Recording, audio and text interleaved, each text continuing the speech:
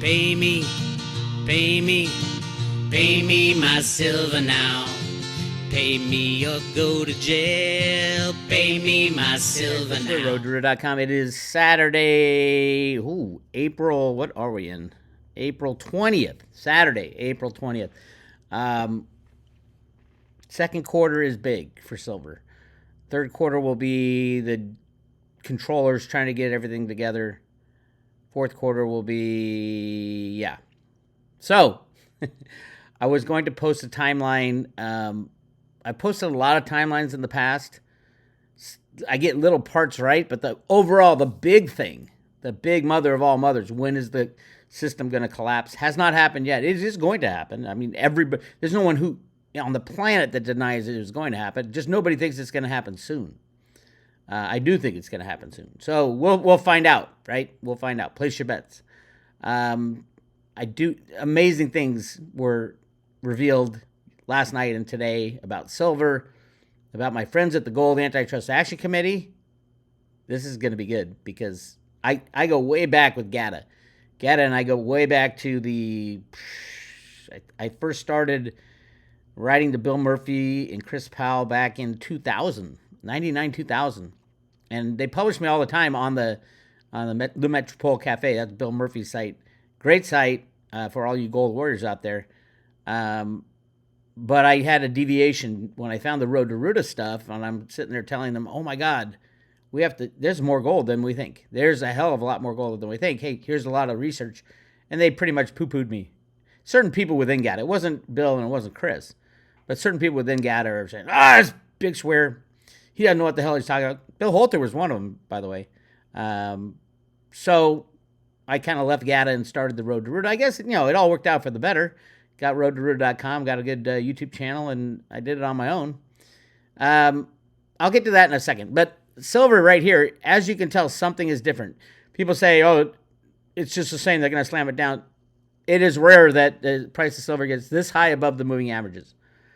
The moving averages is what the banking cabal use on both sides of it, going above it and going down, slamming it below moving averages, so all the tech traders have to sell and they go short. And it's just been a game since the invention of computer trading and the COMEX computer silver derivatives back in the early 1970s. The COMEX was set up to control the price of silver, not to allow gold and silver dealers to hedge their bets. Nobody uses it for hedging anymore, or very few people. The bigger gold dealers, yeah, they do, but very few people using it for hedging. It's not speculation, it's all manipulation. Pretty much all manipulation. Look who the players are in the COMEX, who deals with the big money. JP Morgan, Citibank, HSBC, which I've talked about quite a bit lately. If you haven't seen the SGT report discussion I had with Sean over at sgtreport.com, go check it out. We talk about HSBC, the beginnings of silver manipulation in the 1850s. That's how big this is. Silver price has been suppressed since the 1850s. So, now here's where I want to start. I rarely take things back. I went off on Eric Sprott the other day because they are a sponsor of the Silver Institute. And the Silver Institute is a fraudulent company putting out fraudulent numbers now. They always have been, but it's just so obvious now. And here they are as sponsors. They're a sponsor of this World Survey 2024. So I was like, Eric Sprott, what are you thinking? Eric Sprott knows. He knows silver's rigged. He knows the markets are rigged. So I went off. And I'm not going to say I'm sorry that I went off. But I will say maybe I was wrong about Eric. Because listen to what Eric Sprott says. This is a discussion that was had a couple days ago. And listen to what Eric Sprott says about the Silver Institute, that they are a sponsor. Listen to this. As I look at silver, we're all aware that there was a 200 million ounce shortfall between demand and supply last year. Nobody believes the Silver Institute numbers. I don't believe the Silver Institute numbers are probably very, very wrong. Holy crap. I don't believe the Silver Institute numbers. They're probably very, very wrong. And yet they sponsor them. So I don't want Sprott to stop sponsoring the Silver Institute. I want Sprott to approach the Silver Institute and say, hey, go back and fix your numbers. This is the amount of changes they made in their historical numbers, all the numbers in red. Shockingly wrong. Not wrong, deceitfully changed. Look at there's not many numbers that weren't changed. And some of them are extremely important. But the biggest thing is that the reason they changed the numbers is so the percentages look different. So they're saying there's a 64% increase in photovoltaics when we all know there's 76% increase. But that 64 is wrong because they changed the first number. They actually report a 38% change, which is twice as wrong. And it's interesting that it's exactly half of what it should be. Because what would happen is they would have to go from a 3% market imbalance to a 300% increase in the market imbalance. Well, they can't do that, even though those are the real numbers. And even their actual, it was actually a 23% increase. So this is not only wrong, these aren't mistakes. This isn't misreporting. They went and changed historical numbers. That's fraud. And Eric, I love you, man. You have a lot of pull in the industry. Raise your hand and say, hey, Silver Institute and Metals Focus, please explain yourself. You can go to roadtoroota.com. Right on the front page there, right at the top, is all the number they changed to make it look like silver's just fine. The supply and demand balance is just fine. And by the way, it's not 200 million ounces.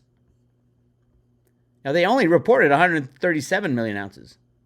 And Eric Sprott himself said it's 200 million ounces. But that's not counting what the real solar is. I spent 6 months studying solar. It is not even 200. It was 335 million ounce shortfall this year. And most of that came out of the solar. Because the Silver Institute and Metals Focus only counted half of the solar for some reason. So, Eric, we're counting on you, buddy. If you love silver, and I've been screaming this for all these CEOs of companies that this is why I got kicked out of the Silver Summit.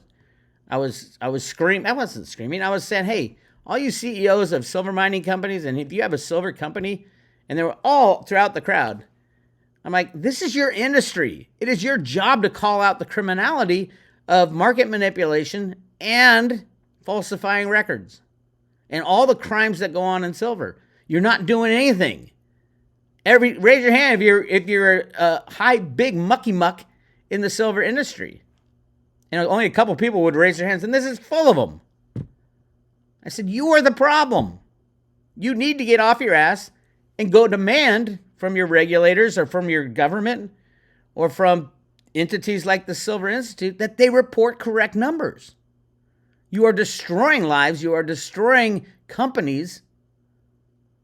And you're destroying the fair market value of silver is so far below what it should be. We shouldn't be putting all this silver into solar panels. The only reason we're doing it is under $30 an ounce. That's the only reason. There are other ways to make solar panels without silver. They won't be as good, but they won't use silver. And now we're about to run out of silver any day now. And I guarantee you within 1 year, you can write this down, that people are going to be ripping their solar panels off their roof just to melt it down for the silver. What a waste. Last year, look at the number. 387 million ounces went into solar last year. And we're going to be ripping all those down and melting the silver back out because we need them for various other things. It's a shocking waste of time, energy, and effort and money, all because silver is allowed to be rigged. So, Eric Sprott, love you, baby. Thanks for admitting it. He goes on to say a couple other things. I'm going to play a little more. Listen to this is a great interview. Go to Mining Network. It's called Gold, the Real Thing. Pierre Lazard, who big mining name, Eric Sprott, Michael Oliver, Luke Gorman, and Ned Naylor Leyland. who does great research. But listen to what else Eric says. The fact that the short position in SLB keeps exploding here. India, oh my God, in February they bought 76 million ounces of silver. 76 million is about all the production in the world in that month. And they just announced March they imported 32 million ounces of silver. I mean, these are gigantic numbers. They suggest that the reason for the numbers is that they're going to have a huge solar expansion. And one of the unique things about solar is it would seem that a solar panel with twice as much silver as we used to put in it is way more efficient than the former one. Therefore, the use of silver in solar panels will go up. We ever heard that before? Now, he got it a little wrong. At least the TopCon panels are not twice as much. They're like 50% or so. But the newer ones, yes, they are twice as much. And those, will they take over? I forgot the name, HFT or something like that. They might take over if silver stays at these low prices. But TopCon, 30% TopCon went in last year. So that number I told you about silver, it should have been a lot higher. This year, they're estimating 80% will be TopCon, which has 50% more silver than the old PERC numbers. Any way you slice it and dice it, the Silver Institute and Metals Focus got it so wrong that it has to be done, they must be doing it on purpose, which adds a lot of legality. And did you purposely rig the silver markets lower so that the criminal banking cabal that rigs the market can last another month or two? Here's Eric Sprott saying that's exactly what happened. They're lying. All right. Again, if you want more on this, just look at my last few videos on the silver problems with the Silver Institute. Yesterday, I posted a big, long discussion about these numbers and why they're so important on the private road at roadtoroot.com. Go check that out. And here's something else. For some reason, the left has gone completely anti-solar. Completely anti. They even sent Janet Yellen to China and yell at them, stop making solar panels. And China's like, wait a minute. You told us that we're the most polluting nation in the world. We felt embarrassed about that. So we decided to make these industrial-sized farms of solar panels to make clean energy. And now you're yelling at us to stop making solar panels? We are not going to. We signed the COP28 agreement we got a lot more to make, Janet Yellen. So why are you doing this? And then California slashes payments to rooftop solar customers. This should be massively illegal. So they tell all these Californians, put solar on your roof and you'll be able to sell your excess power back into the grid. So people made that big upfront investment. And then, oh, by the way, they pulled the 70% of the payments, 75% of the amount they could sell back to the grid, which is part of the calculation. When you're putting solar panels on your roof, you're going to get some money back because you're going to sell your power back into the grid. And now California's saying you can't do that anymore. Why is California, the leftist, crazy, goofy green guy, Gavin Newsom, and now he wants to go nuclear? Literally. He wants to restart the Diablo Canyon power plant. Now, I've been there. I did some work when I was in banking, some work with the nuclear industry. I won't tell you. Well, I'll tell you right now. The company I worked for actually managed the nuclear power portfolio, the lease portfolio of J.P. Morgan's nuclear power investments. Yeah, I was literally working for J.P. Morgan indirectly. It was crazy. And at the same time, I was on the side doing the Road to Root stuff. This is the beginning of the 2000s. So I've been to Diablo Canyon. I didn't go in.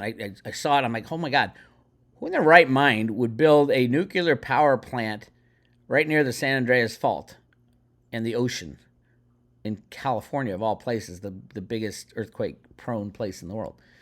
It had to be done on purpose to destroy California. I don't know. But now Gavin Newsom wants to fire everything back up. The Diablo Canyon power plant is important to support energy reliability as we accelerate progress towards achieving our clean energy and climate goals. Diablo Canyon today supplies nearly a tenth of California's electricity. it's like night is day and day is night. Black is white and white is black. It's crazy. It's crazy out there. All right, let's get to gold. I promise you guys, and this is what sparked my discussion earlier about GATA, the Gold Antitrust Action Committee, who I love. Absolutely in the face of everybody screaming at them, at Jeffrey Christian, calling them tinfoil hat guys. I am a GATA warrior still, but we had a falling out around 2007, 2008, when I'm like, oh my God, there's so much more gold than you guys are saying.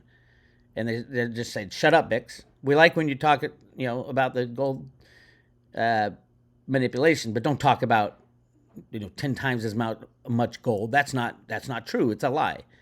And I'm like, well, I thought that too until I did the research. And when you do the research and you're honest to yourself and the people who follow you, you're going to find there is at least 10 times more gold on the planet than what they're saying. There's at least 2 million tons of gold, not 200,000 tons of gold. 2 million tons of gold. You don't have to rewind. There is 2 million tons plus above ground, already refined gold. That at least that I've found in that neighborhood. All right. Lawmakers to make China pay its $1 trillion debt to Americans. I saw this. I'm like, what is GATA talking about? Why would GATA post this? And I read the article. Lawmakers want to make China pay its $1 trillion debt. And I'm like, wait, we're the debtor. We owe China because of all our bonds. And then I'm reading this and I'm like, oh my God, I know what they're talking about. It's practically an international article of faith that countries do not default on their sovereign debt. Yet China has done that on $1 trillion it owes to the U.S. bondholders. Is there nothing we can do about it? I'm like, what? Wait, we owe China.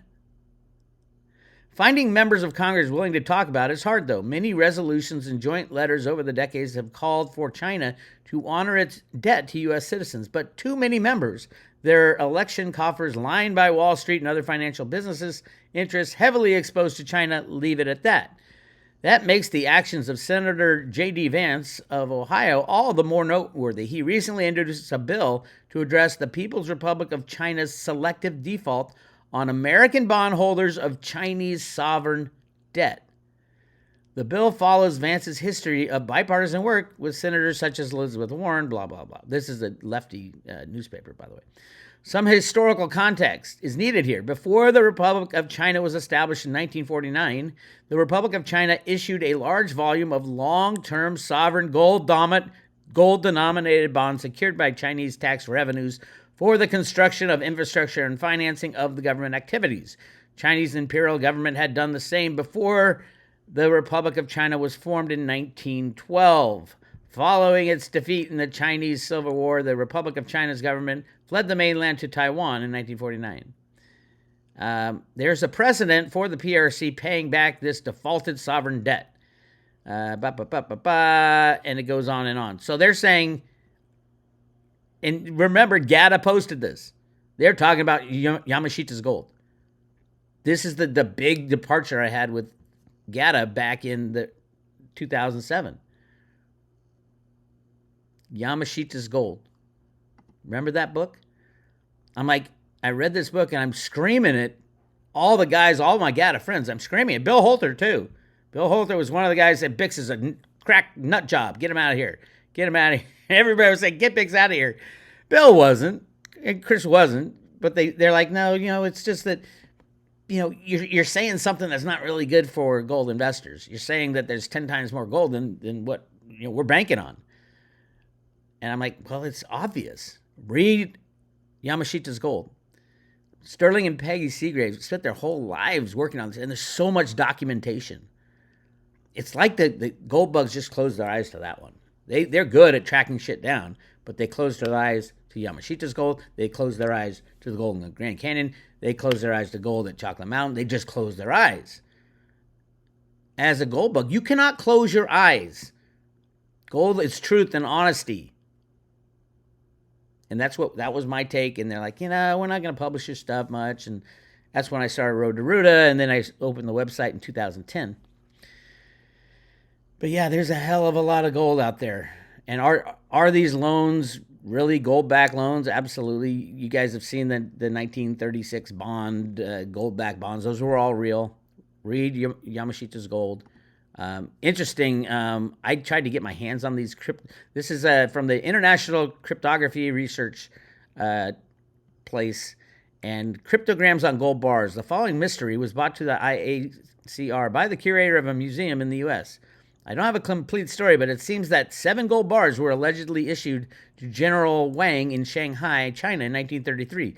These gold bars appear to represent metal certificates related to a bank deposit within a U.S. bank. The gold bars themselves have pictures, Chinese writing, and some cryptography on them. So they were trying to decipher the cryptography, and I'm looking at them going, holy crap. That's Yamashita's gold. That's all about all that hidden gold in the Philippines and the back room deals and the gold treaties that were signed. And gold is a very secretive place. And then someone said, well, that's only $300 million. That's nothing. $300 million back then. Don't forget, gold was $20 an ounce. That's 450 tons of gold that nobody even talks about. And this is just one of these bars that represent the loan. And it might interest those people. See, this is basically a picture of a plane crash into what I thought was the Grand Canyon. There's that symbol that's on the cover of the Economist magazine in 1988 when it says "Get ready for a new currency." That's the symbol, and it has stuff in it. This is related to all the secret gold. Now, I thought that originally that this was the Grand Canyon. It might be still, because they did execute a fake plane crash in 1954 over the Grand Canyon so they could airlift a bunch of gold out of the Grand Canyon. If you're like, Bix, what the hell are you talking about? Go to roadtoruta.com. Go to roadtoruta.com anyway, but go to roadtoruta.com and do a search for Grand Canyon Gold, and you're going to find, 948 articles on it. And I've done a bunch of videos, too. You can search those on YouTube. 948 videos on the massive amounts of gold in the Grand Canyon. Massive amounts. And secret gold. Like caves full of gold. Shit like that. And it's not like I just say it and I pull it out of my ass. I mean, I researched very well, I think. Tell of vast riches in the Grand Canyon. Men engaged in gold dredging. This is just in the banks of the Colorado River. And it's still there. It just wasn't economic. I had a big debate with Steve St. Angelo about that because he was talking shit about me for years. And I'm like, dude, put up or shut up. Let's have a debate. We had a debate. I blew him away and it was over. He's, yeah, but. Go listen to that debate. There's massive amounts of gold in the banks of the Colorado River. It's placer gold. It's those little specks of gold in the Colorado River that they couldn't mine it effectively because at $20, they could barely get it out at a profit. This is in the early 1920s. They found it in the early 1900s. Remember, there was not much gold around, and we went on a gold stand. There was not much gold around. It was 120 million ounces is all the U.S. had. And the entire world, it was like 300 million ounces. And here they're finding billions and billions and billions of ounces in the Grand Canyon. Check out roadtoruta.com. Just search for Grand Canyon. I got all the research you need. It's obvious to me now, and anybody on the road to Ruta, that there's massive amounts of gold available to the United States when this transition happens. Is it secret? Not really. It kind of is. But, I mean, page 2 of the, what was this? This was the New York Times, published June 19th, 2022. Billions and billions of ounces. Let me read you a quote. I don't want to be disrespectful for God, but I think I've taken part in that seventh day and finished this place. The problem with getting supplies, hold on, where's a good quote? Here we go, F.D. Watson, and I did research on him, and it's the real guy. He actually went to work for the Fed. Quote, I know that it will be difficult to comprehend that I have a correct conception of the wealth that is buried in the banks of the Colorado Canyon, he says, but I can demonstrate every statement I make to be absolutely true, and that my chief shortcoming is the inability to comprehend the vastness of the riches that lie along that great stream. At Lee's Ferry, which I've been to, and those who follow Road to Ruta have seen the videos, are mountainous deposits of marl silts that contain the wealth. Surmounting these is a sort of capstone formation that contains equal values. These harder formations, however, are a little more difficult to treat. Exposed to sight, there are billions of yards of this silk containing more billions of dollars in wealth. Remember, $20 was 1 ounce of gold. This is billions and billions of ounces.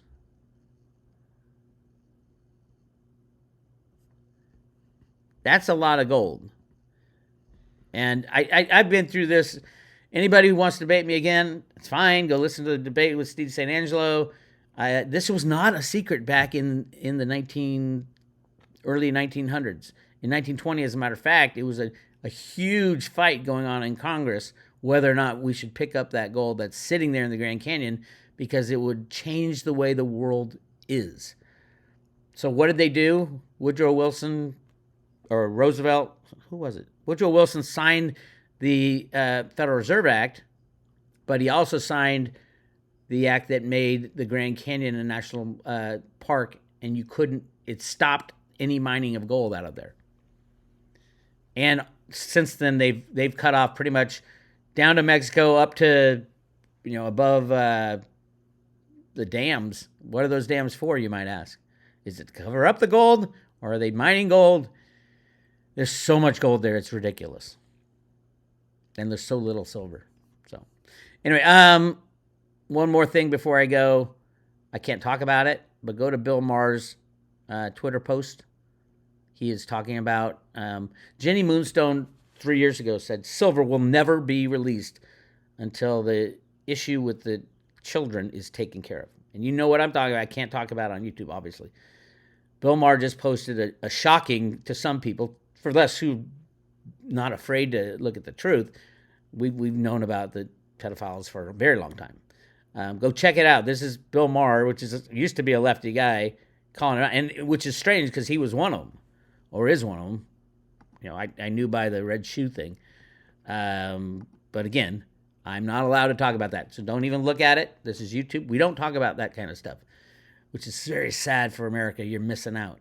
If you don't know, go to BitChute and you can find most of this stuff. But yeah, Jenny's called so many things, and one of her big calls, I'm like, when are we going to see silver released from the manipulation? And she says it'll coincide with the child problem being released to the public and ended. Once it gets exposed, it's over, and these guys scurry into their holes, and we've got to flush them out. So go to roadtoruta.com. Jenny has amazing discussions on all kinds of stuff. She called the bridge before the bridge even went down, and what that does to the COMEX delivery and the London Metals Exchange and all that stuff. We go way back, like 2 or 3 years. So go check it out on the private road at Road to Ruta. You can join. Right now we're giving away Theta loaded on a paper wallet. If you don't have any cryptos, this is a great way to get it. We give them away with every 1 year subscription. It's $2.99 for a year, less than $1 a day, and you get exciting back of the theater, back in the little corner. Who's the little man? Who's the little man playing with the computer for the Great and Powerful Oz? You ever see Wizard of Oz? That's Greenspan back there playing with his computers. The Great and Powerful Oz. I can control everything until I want to pull the plug, bang, and it's over. That's where we're almost there. Bang. One derivative, pop, boom, it's over. Get your physical silver in your own possession.